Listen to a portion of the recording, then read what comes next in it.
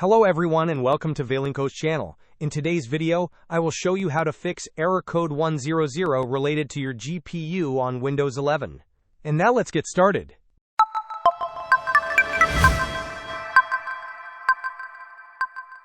To begin, open the Windows search bar and type Device Manager. Select and open the Device Manager application.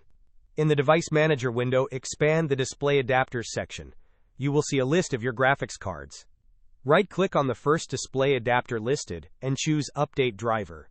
Repeat this process for the second display adapter if one is present.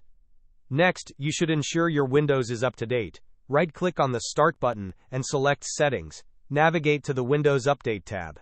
In the right pane, click on Check for Updates. Install any available updates.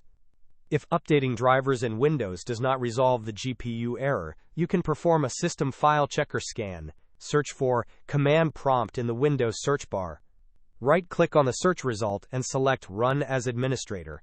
In the Command Prompt window, type sfc/scanow and press Enter. This command will scan your system for corrupted files and attempt to repair them. Hope this was helpful. Don't forget to like and subscribe if you enjoyed. As always, thanks for watching and I will see you in the next video.